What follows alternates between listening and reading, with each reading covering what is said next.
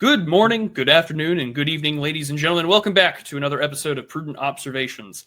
I am joined today by a very special guest. He is a podcast host and author whose works have been seen all across the country as well as on Fox News a few times. And I am joined none other than by Peter Damos. How are you, sir? I'm doing great. How are you doing today? I really can't complain. You know, it's always nice when things get to schedule smoothly. There's no technical errors, so things are going pretty good.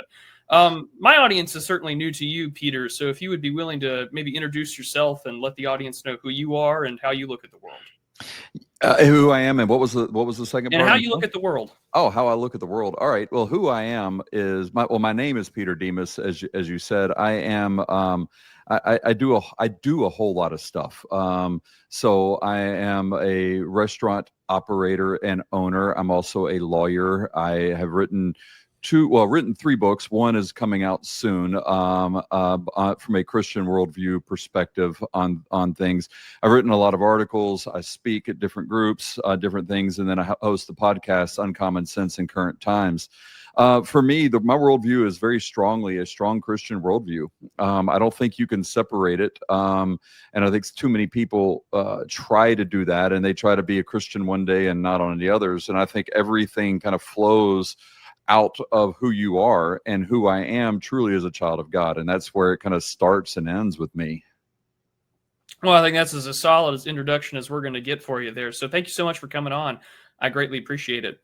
When we were getting introduced sort of behind the scenes and whatnot, the topic that we had proposed came out, several weeks ago, and so much has changed since then. We had a press release come out on July 9th of this year. Attorney General Pam Bondi had announced that over 20 subpoenas had been sent to doctors and clinics across the United States that were involved in performing transgender medical procedures on children. And the statement further elaborated, saying that this investigation includes healthcare fraud, false statements, and more. With Pam Bondi saying medical professionals and organizations that mutilated children in service of a warped ideology will be held accountable by the Department of Justice. Since then, there has been a few subpoenas that have been sent out to a few doctors, including in states where such child abuse is legal. And, the warning signs have been put out by NPR as well as other mainstream institutions discussing that this would violate doctor-patient confidentiality. But nevertheless, I think that as we've seen over the course of the last several months since July, that what has happened with the increased rates of people identifying as transgender and those that are, for lack of a better word, just groomed online. I mean, you go to places on Reddit or Discord more recently with the events that have taken place with Charlie Kirk's assassination, that there are entire communities that are meant to foster this identity, especially towards the young. And so to see Pam Bondi and the Department of Justice go after these clinics is a heartwarming sign to me, as well as to countless Americans and Christians across the United States. But what was your initial reaction when seeing this press announcement and this statement come out from the DOJ? I'm thankful that it's happening. I will tell you, even though I'm thankful and I'm glad they're doing it, I'm very concerned anytime where stuff is being thrown through the executive branch only. And the reason why is because unless you have many years or many terms back to back, it tends to not it doesn't grow legs. It doesn't stick for a very long period of time. Now, again, I'm thankful because if we can stop, 4 children, that's 4 more children. Like, which 4 children are not going to be okay? So I'm happy they're doing that. I'm very glad. I'm glad that the U.S. Supreme Court and Skermeti said that states can ban. But I think we have another issue, and I think this is where it kind of gets really sticky, which is, states, and I believe in states' rights, but the states that haven't banned it, that are also don't have to comply with the states that do. And there's like that problem between the two of, if my wife were to take my kids, and now granted my kids are older, so it doesn't matter now, but if my wife were to take my kids when they were younger and cross state lines and go to a place like Minnesota, well, yeah, I mean, now they can do that and perform the surgeries, do that. And to me, that's a problem. I mean, because Tennessee can't do anything, I can't do anything, because now all of a sudden we're bound by Minnesota law. So I think the federal government has to get involved, but I think it has to be really pushed in the legislative branch, and not as and the executive branch, I'm glad, is leading the way, but the legislative branch has got to step up and do something about it. I would agree wholeheartedly. I mean, when we examine, so most recently, I know for me in Texas, you had Jeff Younger, had Yes. dealt with everything with his children and his, ex-wife, making sure that these things were happening to him. And there was little to nothing that he could do about it because they had crossed the state line and now they were subject to an entirely different jurisdiction. And I agree that the legislature has to get involved, because unless there's a law on the book, then, as soon as this president's out, and heaven forbid we get a Democratic administration in 2029, then all of this will be reversed, instantly. We saw the same thing the first Trump administration, that Right. so many executive orders were overturned within weeks by President Biden, and the auto pen and everything like that. And so I think that perhaps an avenue of investigation might be to utilize some of the things that made the FBI federal in the first place, taking advantage of kidnapping policy or anything along those lines to work so. But I mean, the fact that the Department of Justice is doing this to begin with, I think should set a precedent for states, attorney generals across the country, especially in those where you have a trifecta of the state house, the state senate, as well as the governorship, to push forward on investigations banning these things, and to have them in place to do so. Because whatever this administration sets as the sort of precedent or the standard for how to conservatively govern, red states should be doing the same and be trying to crank up the pressure in doing so. And I mean, in states where these things are more allowed and unfortunately legal, such as in Minnesota or in Illinois, there has to be ways to look at potentially, supply chain issues with, say, interstate commerce when it comes to the drugs and so on and so forth with hormones. But it is a good start. And so far, there has been quite a few subpoenas sent out. There was one sent to the Children's Hospital of Philadelphia on June 11th. There was legal filings over the course in August already from the states of Minnesota, Oregon, and Washington, trying to get access to the records of minors, those who are under the age of 18. And so there's already been quite an extensive lawfare in the battles in the courts to be set up on this very issue. But I think that at the end of the day, as many times that in the past you and I have seen people kind of worry about the nanny state or complain about, the government looking in on what's happening in people's bedrooms or living and let live, we kind of have this record of just this giant boulder, rolling down the hill that most people would call a fallacy of the slippery slope. I always like to remind people that, in conversations over Griswold v. Connecticut, which we have to look at the context of that. It legalized birth control inside the domicile for married couples with this invented right to privacy. And people were concerned even then in 1963 that would be used as precedent to legalize abortion. And they were right just 10 years later. So I think it becomes really important for us to look at how the Department of Justice approaches this issue, because not only is this putting children's lives at risk, but it is more than just medical mutilation and castration, but it has become a full-on wing of loyal, chemically dependent partisans and foot soldiers for the progressive movement in the United States.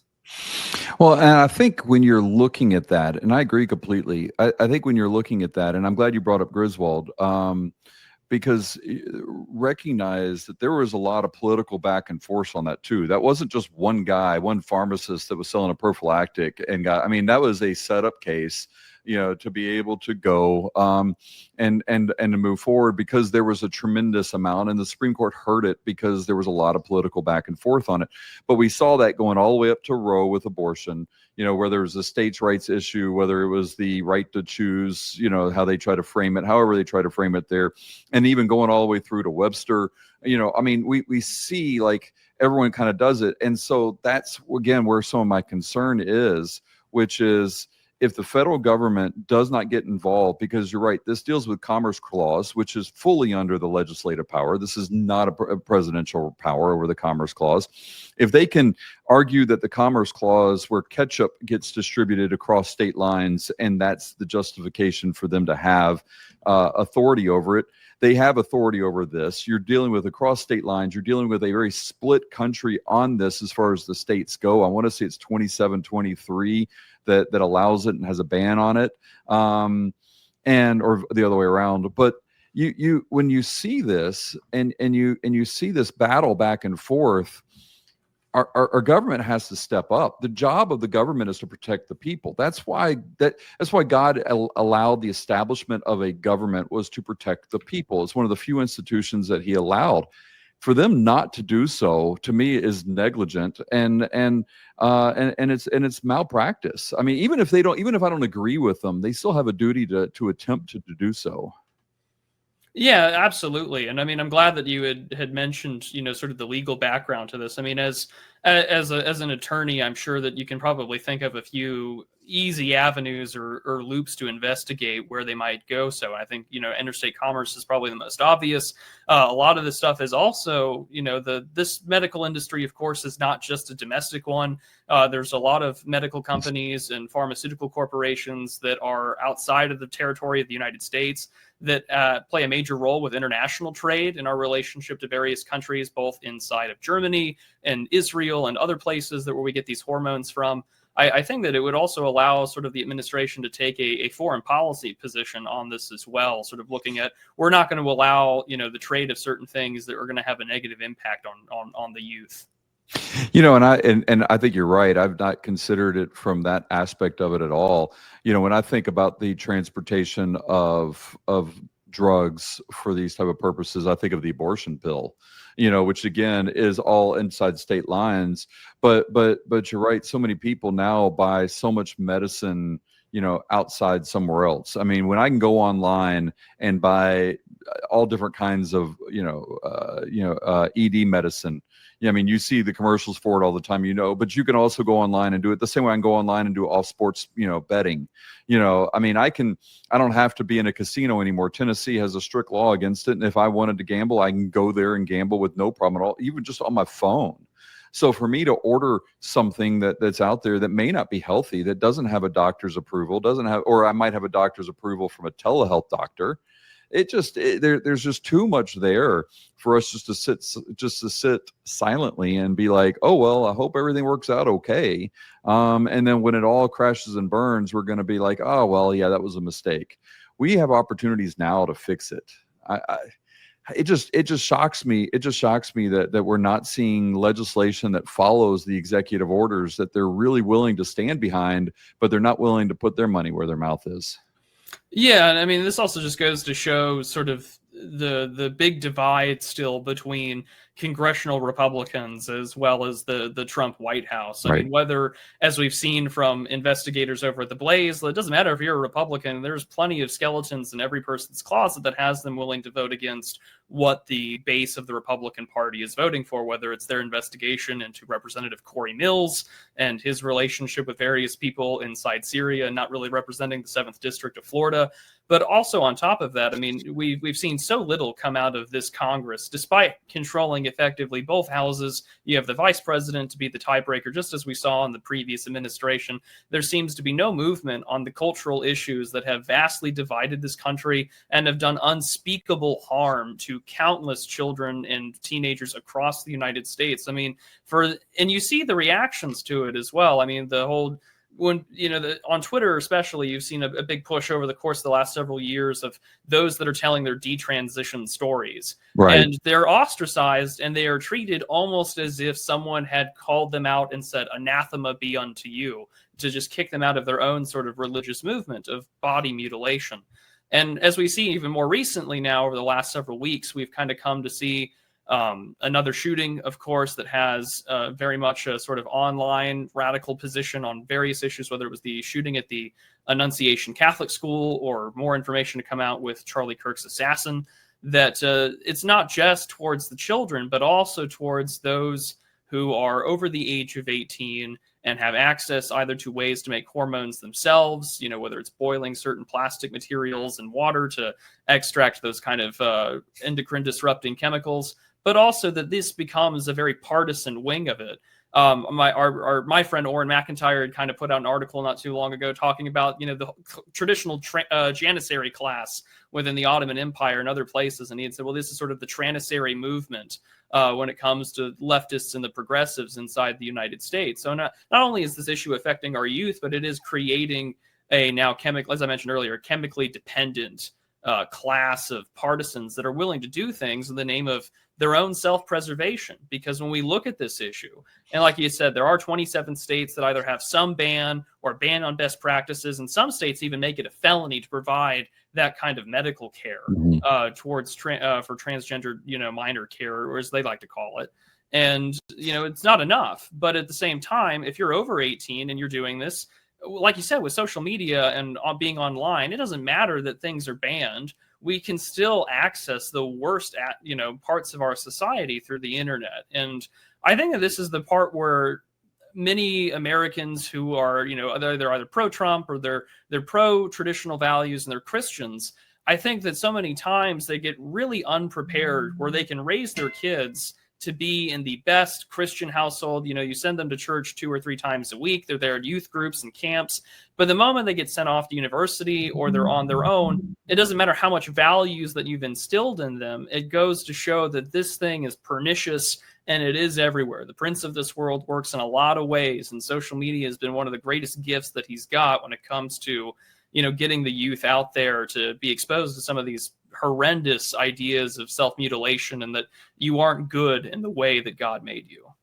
But here's the thing, and you took it in a direction that I think is really interesting, because when you talk about these parents that take their kids and bring them to church and they do that type of stuff, yet at the same time I watch so many of these parents, in order to they're caving to kids being popular, they're caving to their kids being there. So like I know parents that are conservative. They're conservative politically. They actually hold political offices who have allowed their children to have sex inside their own home while they're teenagers with their boyfriends and girlfriends, etc. That would be right inside their own home.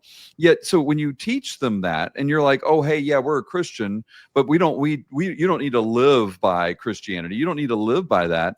Then there's no teeth to it. You make Christianity weak. You make it have no power. So when they go off to college, and even in the Christian universities, my son attended one. His first week there, they told him that we live in a post-truth world. There's no such thing as truth. Well, that's in a Christian university. Later in that same year, at the end of that year, they went to chapel where he had to, where they had to say a prayer to repent of them being white, because it was really tie-in with that critical race theory that was happening at that same time.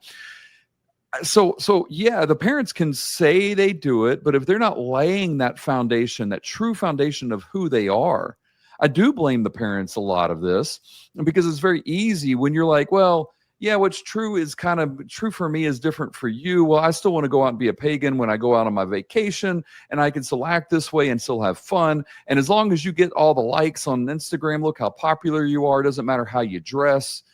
When you see all this, it's not surprising that they're easily influenced and swayed by other people who have tremendously more control over what the parents have. And then they reap what they sow on it. Now, my kids aren't perfect. I mean, I want to throttle one of them right now, but I can't, but at the same time, I know that at least I laid the foundation for them, whereas I watch so many others just don't do it. They don't even attempt to do it.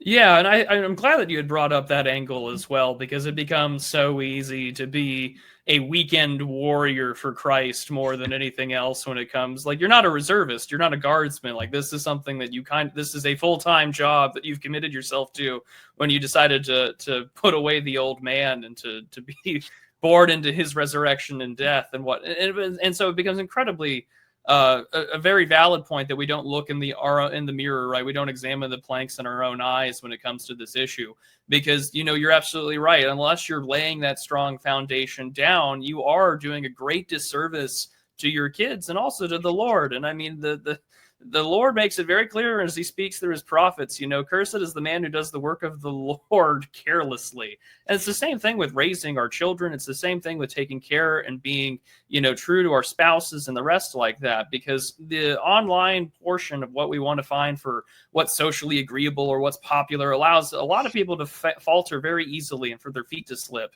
And I'm glad that you had mentioned the parents, because, we're recording this on a Tuesday. And for me, a lot of the guys from my church, we always meet very early before work. We pray and we have coffee together. And a lot of the people at my parish are very young, and they're young families, they're young dads, and they're concerned about how much things have been destroyed. Like a friend of mine, we're both Eagle Scouts. It's really tragic of what scouting has turned into, and they're looking for trail life and alternatives, because those are the things that you're trying to do to keep them away from what these existing institutions have become. But not everyone is going to have that same level of vigilance towards that very problem and that very issue. And it's the same thing about being the parent that says, hey, this is not a good crowd for you. And you may hate me now, but you will thank me later. And as a guy who is about to get married, and I look at all the things that my dad had taught me throughout my young adult life and being a kid, I have a better relationship with him now, because I can look back and be like, man, I'm very grateful to God that I had this guy telling me what to do with my life and how to direct it in that way. But so often, if things fallen apart where that's not really the case, and I think when it comes to this issue specifically, not only are you putting yourself at risk for your soul, but also the mutilation, the body, the altering of your mind and understanding of the world. But at the same time, that opens you up to a world so alien and so foreign. You and I both know that there's a capital T truth, because he was incarnate and he lived on this earth. But at the same time, we know that you and I live in a truth-oriented world. And for so many other people, that truth is subjective, or it's post-truth. And you and I live in an entirely different reality than the people on, say, TikTok right now that are chugging bottles of Tylenol to spite the president of the United States and Secretary Kennedy. It's funny, because when you think about it from a truth perspective, and people are like, well, we kind of want to create this flexible truth, but the reality is the reason why we want to create a flexible truth is because we don't want to be convicted ourselves. And so we don't want to be convicted, and therefore we can justify our behaviors by any form or fashion, and by saying, okay, well, this was true for me in this circumstance, and well, this was in a different situation, because you know what? Yeah, I cheated on my spouse because she didn't understand me anymore. That was it. And this person at the bar, she really got me. And and if my wife didn't treat me poorly, then we wouldn't have this problem. I mean, we can justify anything. And so therefore I just made an exception to the truth claim of, hey, yeah, you know what? Adultery is wrong. And so by us constantly doing that, but the effect of it is, again, not only it's on our children. So our children see it. They're not stupid. They see that contradiction, particularly when they hit the teenage years, and they're already challenging you for everything anyway. So now you go from that perspective, then they go off to college. Well, what worldview are they taking? They're not taking the fact there is a truth worldview. And yet, so that's why when you look at these positions, and they're so obviously contradictory, my body, my choice, except when it comes to a vaccine. My body, my choice, except when it comes to my kid. You can't, in this particular situation, it's rape if you can't, you can't consent, but you can't consent when you're 12, but that's okay, because in this particular situation, we have it here, and I can take them across state lines to get them to change based off of their sex, even though they don't truly understand what's going on. We can justify the contradictions all day long, but you have to do them in a vacuum. And I think this is what we saw Charlie Kirk do so successfully on campuses, is he would expose that logic. And I think there's others that do it too. Ben Shapiro is brilliant at it. Frank Turek is brilliant at it. J. Warner Wallace is brilliant at it. Greg Kokel. There's so many that go on these campuses, and they ask these questions and they expose it. But what happens when you're exposed to truth and contradiction? You're going to get angry. And then that anger, so you have to, again, you got to dig deeper to justify how I feel and what I want to do. And your feelings may be real, but they're not true. And we've lost that. Whatever makes you happy, whatever you do here, you don't need to work. No, there's such thing as toxic masculinity. I mean, all this stuff. And then when you add it all together, it's no wonder we're lost and confused. But it starts there. We don't know who we are. Yeah, and I think that that's really been the big crushing question of the last, 30 years. I mean, there's a reason why a lot of people on the right will always refer to Samuel P. Huntington's "Who Are We?" or more famously, Robert Putnam's "Bowling Alone," this sort of great atomization and the destruction of the third place. And then once you throw in everything that happened in 2020 onward, Yeah. for a lot of young people, the aimlessness is absolutely real. Like I turned 30 this December, but there are people that I know who are way younger than me that look at the world in such a far more jaded and almost nihilistic understanding of how things work in this world, because everything that they were raised on or that they were supposed to have in their life, a stable family, a stable third place, or a place where you can find community, has all been relegated to the wilderness online. And just like the frontier of our ancestors, you never know what's going to be behind that tree or that rock waiting in ambush for you. And those are the questions that have to get answered. But I mean, it's the same thing when you're talking about being exposed to contradiction. We know that, the left and progressives tend to operate in contradiction because every argument is a new avenue for power. It doesn't matter how many contradictions there are. It doesn't matter that you're a single issue voter and that you care about, say, my go-to example is like you're a single issue voter living in Denver, Colorado, and you're really concerned about the ethical treatment of animals under industrial grade farming. There's a perfectly valid moral question into that. And there's some reforms that probably absolutely need to be done. But because that is considered a left-wing coded issue, you are forced, again, by that nature of popularity, not wanting to be called a racist or a bigot, to now fall under this framework of intersectionality and what some people like to call, gay race communism and the rest, to discuss, oh, well, now I have to care about all these other issues. And now I have to literally bow down, as we saw in 2020, not before a golden calf, but a golden casket of a criminal. Otherwise, I'm not a good person. And as we Right. saw when Derek Chauvin was basically turned into a political prisoner, you had people mocking the sacrament of baptism where George Floyd had overdosed and the things like that. So, I mean, of course, people are going to look for all kinds of answers. And unless they're actually being willing to be told the truth, then they're going to be easily wayward and lost children like the prodigal son. And there needs to be people that are willing to call them back, expose them to the filth that they are currently eating in the sloths and the troughs of. Because if not, you're right, they'll double down and they'll be just the kind of people that we see that Charlie Kirk would argue with on college campuses all the time. And yeah, you're absolutely right. But the thing with the prodigal son is this, is that he recognized what he was doing was wrong. He recognized how degrading he was, like in his life, and he recognized what pitiful condition he was in. The problem is now is they're in that pitiful condition, and yet people around them are celebrating them, saying, "Oh no, it's good that you're eating the slop with the pigs and sleeping with them.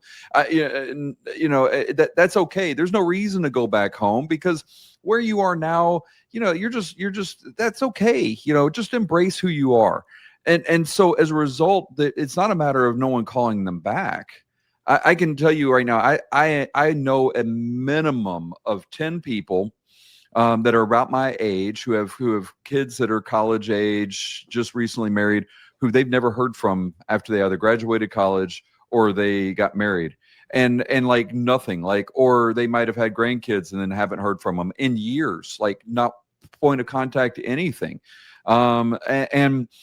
And it is such a huge thing right now because everyone's convinced them, no, they're bad, you're living your life good. But also part of that problem, and this is where I really blame the church isn't willing to point out that's wrong. They're not willing to point out these things are bad. We want to talk about Jesus, we want to talk about grace, and that's important, and I understand that. But at the same time, it's cheap grace is what Bonhoeffer called it. And I think that's what they're doing. And so people can go and not honor their parents. They can go and kind of live their life in this way. And then they get to a point in time where they're like, I don't want to return because I'm too ashamed. And they don't know anymore what to do. But the prodigal son wasn't called back. He actually just went back because he recognized it. But no one's pointing that out to them because we don't want to hurt their feelings. We'll push them further away. And no, you can't give them a cure unless you tell them what the disease is. It doesn't work. Absolutely. And I mean, there was this great, I wish I could remember it in full, but there's a great article from the editors of Death to the World magazine where, the great, curse that we kind of live under is this trance that everything that we live in is fine, in part due to decadence. And they reference that, we get the word hypnosis from hypnos, referring to the Greek mythological pagan deity of sleep. And we've kind of allowed so many people to be lured into this sleep, or even a false consciousness, if you want to use that term. The slop that they're in, or the way that they're living, is not only good, but this is the righteous path. This is the way. And I mean, it really is a complete inversion of the teachings and the faith that we have been instructed and raised in part because, even before Christians in Antioch were called Christians, I mean, Christianity was known as the way. Right. And it's really important to consider that we have gone so far off that path, or so far off the royal path in a way, as we see from the scriptures and we see from the churches. Because as much as we want to preach the gospel, and we absolutely should go and forth and baptize all the nations, you can't really also just do one thing in that regard and then not talk about everything that comes with that. The way to live, the way that we should treat one another, the way that we should honor our parents, and the way that we should obey and to love. And if we're not willing to do those things, then we're not really doing our job, as Christians or as ministers in that priesthood to do so. And I think that sort of becomes the real problem here. And I mean, regardless of anyone's, their own traditions or whatever they may believe in, I mean, the thing to see out of, say, Charlie Kirk's memorial service and everything like that was the emphasis that Kirk was someone who was willing to go out into the wilderness and to preach what he believed and to argue with people that may have disagreed with him and try and bring him back. And I think that sort of center, that there is an actual grounded truth, objectively speaking, that we can predicate the world on, was something really nice to see from everyone, from the president himself, even if, he may himself not be a believer, from everyone else in his cabinet and those that spoke at the memorial. It's something that shows that on this issue, it's not something that we can be looking at merely from, say, a Department of Justice investigation. And as we were talking, I was looking around earlier just this month on September 10th, a federal judge had blocked the DOJ's attempt to subpoena some medical records. And this was for Boston Children's Hospital. This was the first public legal decision against the DOJ on this issue. Others have been seeing themselves in court, whether it's from Philadelphia or others, and they're concerned, again, about the aspect of any part of the care, quote unquote care, would be able to be accessed by the DOJ. And so, like you said, this comes back to that two-pronged approach, that we need the legislatures, we need the states, all aspects of government, but we also need parents, preachers, and the rest to be stepping up, because as we've seen with all aspects of this administration, and we're only 8 months in, that there is not going to be easy victories. There will always be lawfare. There will always be activists. And as we've seen more recently, there will be radicals willing to fire upon those who speak for the truth. I looked it up while you were talking. There was a verse that or actually two verses. It's in Jude 3 and 4. And I think what's interesting is again, because this is obviously Jude was written, probably around, probably around 60, 70 AD. I'm not 100% certain when, but Jude writes, he says, "Dear friends, although I was eager to write to you about the salvation we share, I felt compelled to write and urge you to contend for the faith that was once entrusted to God's holy people." In other words, he's like, I wanted to talk to you about salvation, but I think it's more important to contend for the faith. I want to write to you about that. And here's the reason why. He said, "For certain individuals whose condemnation was written about long ago have secretly slipped in among you. They are ungodly people who pervert the grace of our God into a license for immorality." And you're seeing that now. We want to create this license for immorality, and we're perverting the grace of God in order to do so. Jude is very explicit about it back with the first church, that this is extremely important for me to talk about. And even though I was going to talk about something that's important, and when you think about the New Testament, every book in the New Testament, minus Philemon, actually talks about false prophets, false teachers, deception, talks about that, yet the church ignores it. The church, now I'm not saying every church, but I'm just talking about the church in general. I'm talking about the church as me and you. We, the people of the church, we're doing that. So when we have things, again, like transgender, we're like, oh, well, I don't want to hurt their feelings. I don't want to tell them no, let them be who they are. God loves us. Love is approval. And we pervert the grace of God into a license for immorality. And it's a warning that he gave the first church, and it follows even now. And then to your point, and I'm sorry, kind of rambling here, but that your point about them, the blocking it for the medical records. One thing that, child abuse was not discovered by the doctors or by policemen. Child abuse was discovered by radiologists. They were the ones that created the problems of child abuse because they could see it there, but they didn't answer to a parent. They weren't getting paid by the parent. They were getting paid by somebody else. They saw it as a completely separate issue. The radiologists were the ones that exposed child abuse where it is. So for these hospitals to block it and try not to say it because of it, recognize that it was the medical field that said we need to release these medical information because it protects our children. Why all of a sudden now not releasing medical information to protect our children is a problem? That they're just, again, it's just that slippery, however we feel argument, and you make the argument and then they just change it. And we got to recognize that they're not going to stay solid and consistent with their argumentation. No, you're absolutely right. They're not going to stay consistent at all, and it's deliberately done so because any argument that can keep you away from the things that you and I recognize as the bedrocks of civilization, things that every other human since the beginning of time recognized as, vital to, good families, strong civilizations, towns, peoples, etc. They're going to find whatever way that they can to deceive and lie themselves out of it. And I mean, one of the things that I see all the time when on this issue is especially, and also when it comes to what they call reproductive health care or justice, is going to be that, those children are not yours. They're not something for you to own. They're not yours. They almost treat it as if this is a property issue more than anything else that they can dispose of. And then they devalue, of course, the child, and of course their family, and of course the charge that God has given them to do when it comes to taking care of their own kids and to raise them right. And I think that becomes the most apparent thing out of all of this is that there has been this great breaking of bonds from what we have been charged to do on this earth as stewards of it, but also to be as parents and whatnot.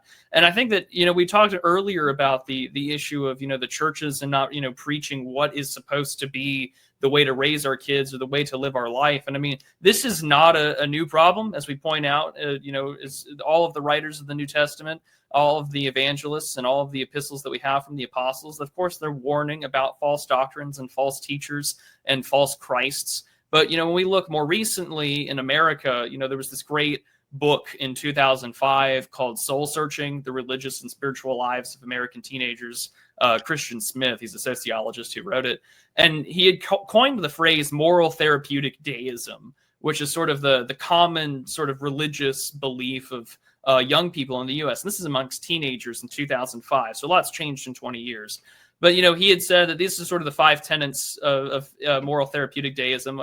5 points, sort of similar to old-fashioned Calvinism. But, moral therapeutic deism says, there's a God out there who's ordered the world, creates it, has human life in charge of it. God wants people to be good, as taught by most world religions. Central goal of life is to feel good about oneself and be happy. And good people go to heaven when they die, and God doesn't want to be particularly involved in anyone's life unless there's a problem to fix. When that's your sort of polling standard for what sort of religion is or what God's role is in life, that's in 2005, 20 years ago. Like, we're a far call away from what had been called to us by Christ and his apostles on what we're supposed to believe in and what we're supposed to do.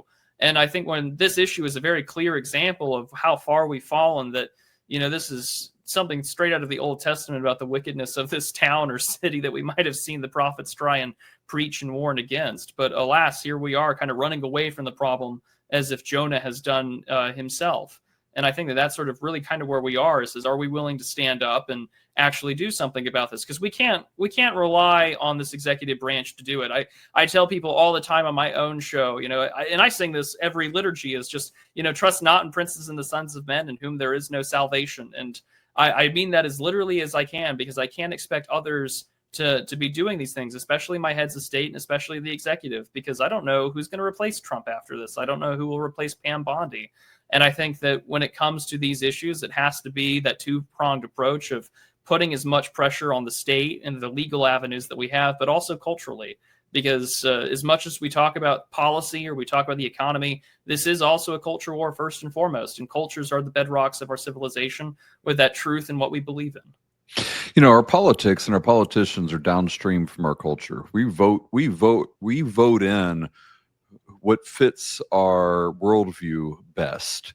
And you look at what William Wilberforce did when he eliminated the slave trade, and he talked about it. He acknowledged the fact that, hey, by eliminating the slave trade, we're going to have a huge impact on our economic institutions. We're going to have, there's going to be I think like sugar was a big part of it there. There was all sorts of stuff that he had to address.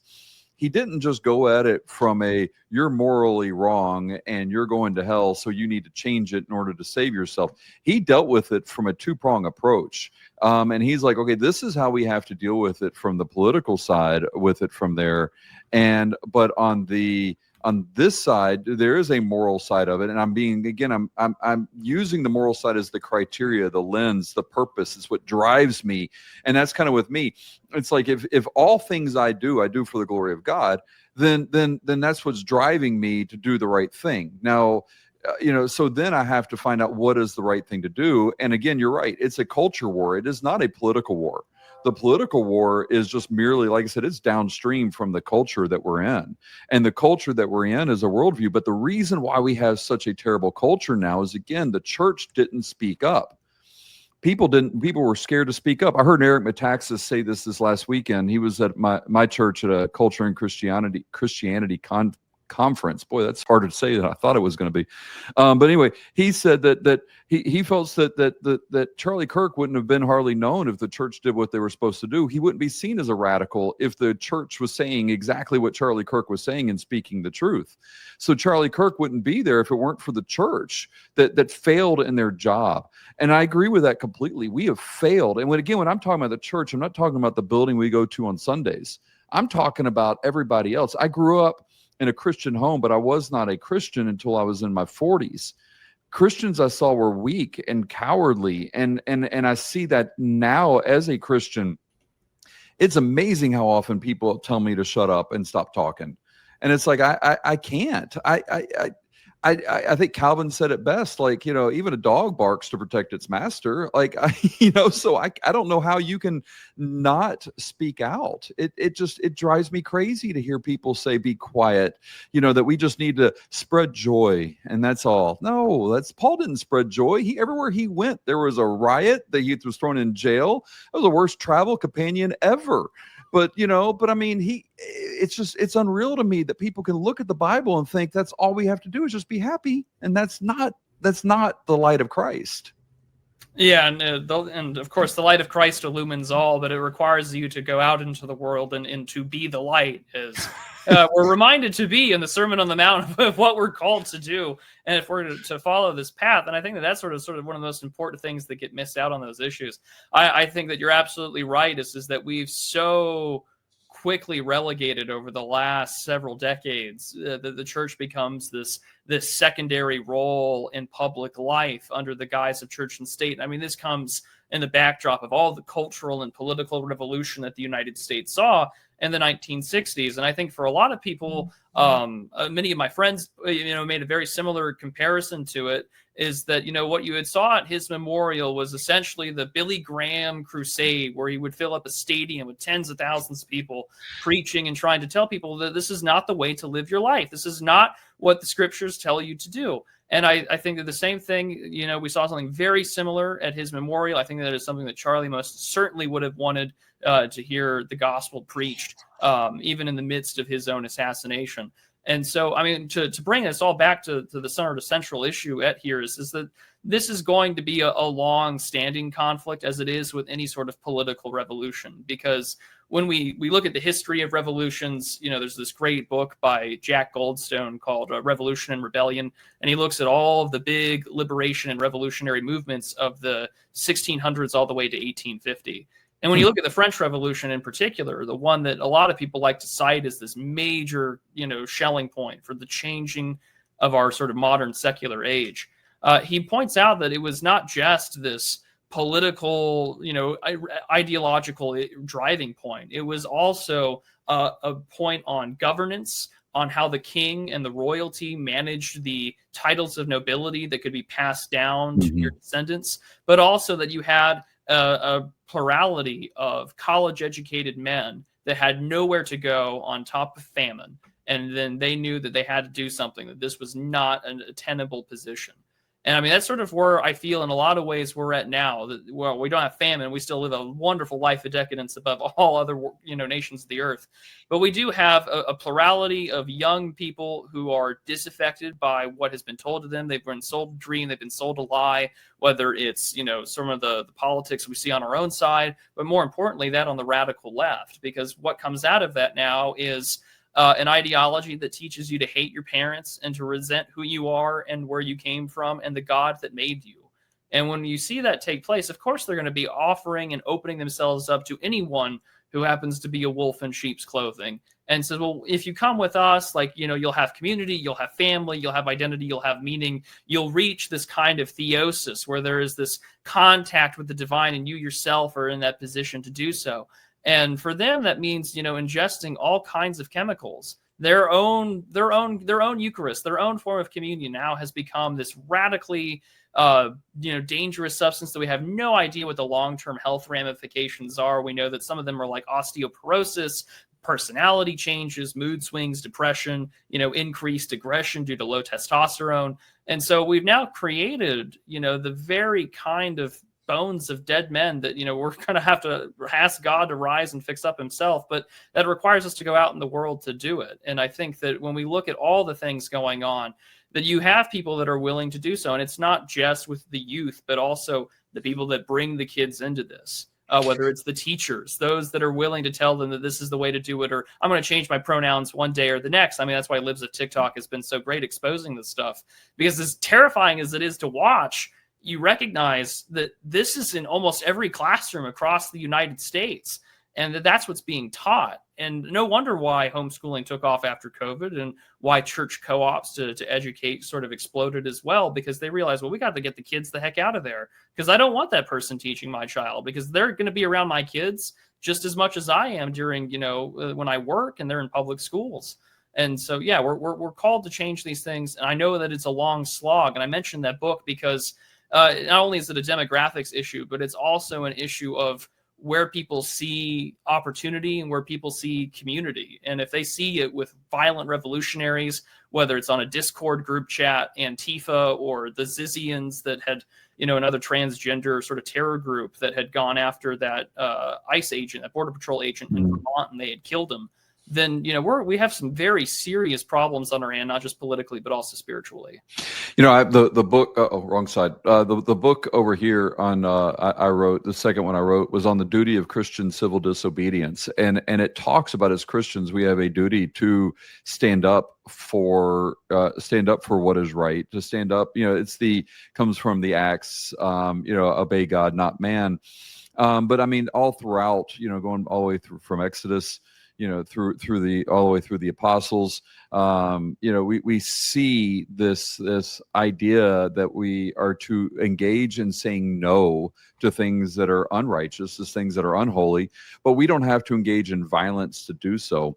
And I find it concerning that there are people that want to respond and react with violence to prove their point on both sides of it. I remember watching an interview with Martin Luther King, and he said, look, we're willing to die for this freedom. We're willing to die for this cause. I don't believe any racist is willing to die for this cause, and that's why we're eventually going to win.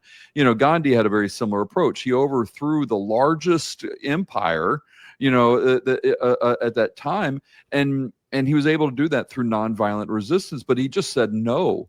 But I think too often we are too scared of rocking the boat. We're too scared we're going to be wrong. We're too scared of this.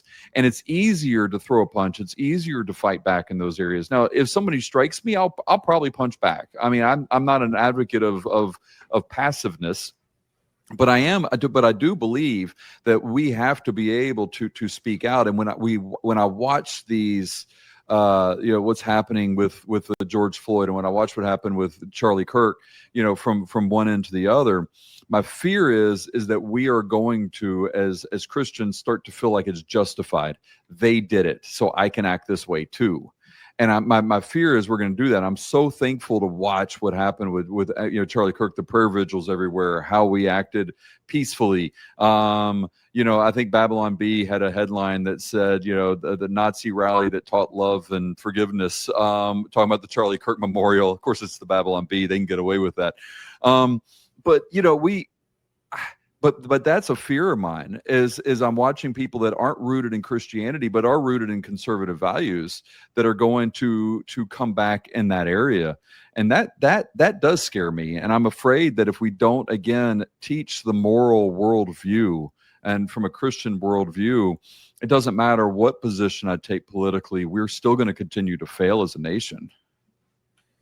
Yeah, and I think that becomes one of the most important points, is that there needs to have the same sort of courage that Charlie Kirk had, willing to go out and do those things. And I mean, there's a lot of people that, there's plenty of people on the right that are going to disagree on various minutiae of issues, or that they don't consider them as ideologically pure as themselves.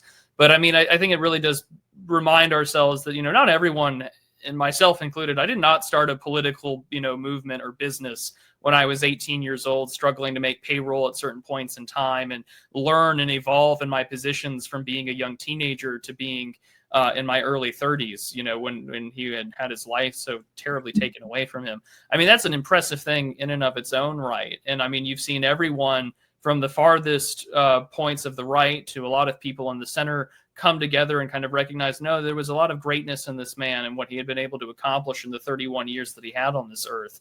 And I think when it comes to that, history teaches within Christian civilizations and in Christian kingdoms, Reformed, Catholic, and Orthodox, that, the public and others should call for ourselves to repent and to do those things. But at the same time, it also requires that justice has to be done.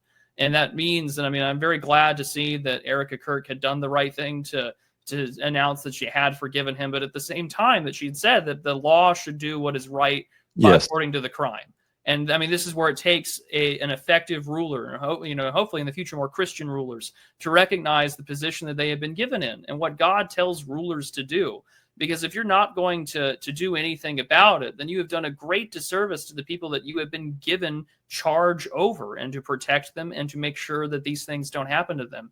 Because what civilization survives any length of time when you are basically engaging in medicalized ritual child sacrifice and castration of your children? As C.S. Lewis has famously wrote, you castrate the geldings and bid them to be fruitful. And, what are you supposed to tell the parents in that civilization to do? And how many people have sort of witnessed the world that they've grown up in be destroyed? I mean, there was last November, they were interviewing a 102-year-old World War II veteran, and he was crying. So he just said, "This is not the country that I had fought to defend. This is not the country I fought for or grew up in."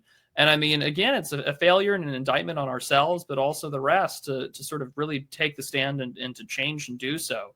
Because when we can do everything that's right by us and go forth as the gospel and the church commands us. But if we're not willing to lead and to act as such, then we fall very quickly into the disrepair that we are in. I think a lot of the issues that plague America, of course, can be corrected. I would not be on this side of things. I wouldn't be speaking out if I didn't think that. But it really does go to show that there is so much work that still needs to be done. And in the midst of all this cultural and spiritual conversation, Peter, I was wondering if maybe there were any more avenues of maybe sort of cultural or political organization that you've done in your own life and your own examples that might be able to use as maybe a stepping stone or a guidepost for people who want to sort of resist or organize in a way against these things. There's from a legal perspective, there's some great organizations out there. There's the Alliance for Defending Freedom.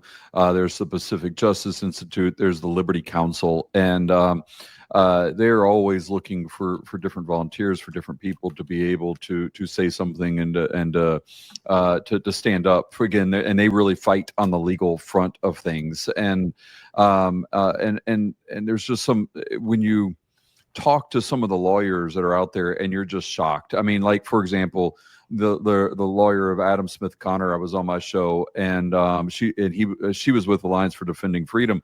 Adam Smith Connor was silently praying and arrested and convicted for silently praying in the UK. And somebody else, Isabel von Spruce, was also arrested for silently praying in a separate part of the UK. She was not convicted. But she was arrested twice for it. When we see that can happen in a free society, I think the lawyers are a big part and a big piece of that. So I think that's number one. I think number two is, and I think it's extremely important, that you find apologetic groups and listen to apologetic podcasts. I think it's very important that you understand why you believe what you believe. And because if you don't know it and you don't understand it, you're too scared to speak out. You're too scared to say anything about it. And most importantly is there's a lot of groups. I'm involved with a lot of Christian business groups. There's Living Sept Ministries. There's C12, which is a Christian business groups. There's T Factor with Coca-Cola. There's all sorts of these organizations, and it doesn't take a whole lot of Google search to find one that's near you. But I have to say this, is that you got to bloom where you're planted. And I think part of the problem is that we all want to be Charlie Kirk right away. We all want to have this. And in reality is if we can't handle the circle that's around us now, how are we going to get a bigger circle? And you aren't going to be better prepared for a bigger circle until you start failing at the small circle. I don't think there's necessarily you have to have organizations to help. I think what you have to do is just go out and start. And then from there, I think the organizations will find you from it. I think you have to find a good church. I think you have to find a good Bible study. But most importantly is I think you have to spend time every day. And when I say every day, I mean every day reading God's word. And I think spending every day being quiet and listening to him talk to you. And then it's not the other groups you got to worry about. It's everything else from there, because God's telling you, and you don't have to worry anymore. Once you know who you are and you're his child, nobody can take that away. Even death can't take away your inheritance of Christ. Absolutely. And I've always reiterated to people countless times, that so many people are what I call politically illiterate. There's a lot of people that like to mention media literacy and things like that. But really the biggest one is our own political literate problems, because so many people assume, and it's a really great trick sort of our media apparatus and our own democratic institutions like to play on us, is that we think all of our problems are conducted in some far off place in some awful city on a hill called Washington, D.C. A lot of your problems happen at the State House, or more importantly, right down the street where your city council is and your county commissioners are. And the amount of power that for your own day-to-day life that those commissioners or those city councilmen have, it's an immense amount of influence in what they can do and what they fund and what they choose to do with your tax dollars. And they do listen when you come up and fight them. And they do listen because they know that, hey, unlike some guy in Washington that's got a security detail, like they know where you are. You live in the same town as they do. Not saying that that's implying a threat, but it does show that if you know how things are and you can apply pressure, that's a great way to change city ordinances when it comes to, say, certain like pride parades and the rest. I know some towns have done that in the past, but also that, it also requires you to be present, just like you had said. I work with a local conservative group in my own county. I'm a member of my area's historical society, people who care about what came before them and want to pass on those stories and traditions and legends into the future for their own children to appreciate. And they write books about, all the neat things that have happened that are local histories that people aren't really going to know unless they go looking for them. And that's the thing is that there's people going to be asking for questions, looking for answers, and directing them to those kind of organizations, directing them towards groups that are activists or for lawfare. And as we saw after, Kirk's assassination, that there's been countless thousands of chapters for TPUSA across college campuses and across the United States that have just flowered. And I mean, just as we saw with the early church, the blood of the martyrs really does water its growth. And we ourselves, it's sort of the old term for ecclesia, right? The church are the body, the community. And if we are truly the body of Christ, then it requires all of us, whether we're one member or the other, we all serve a purpose to do so. So it's good that those institutions have been listed out. Be sure I've worked with some of the guys. I know a few from the Pacific Justice Institute. They've done really good work in the past. Definitely an effort and an organization worth looking into. But as we get to the end of the hour here, Peter, what are you currently working on? Where can people find you? And what else do you have going down on the pipeline? Well, I got a book that I have just finished writing. It's called Bold, Not Belligerent. And people can pre-order that on my website, which is peterdemas.org.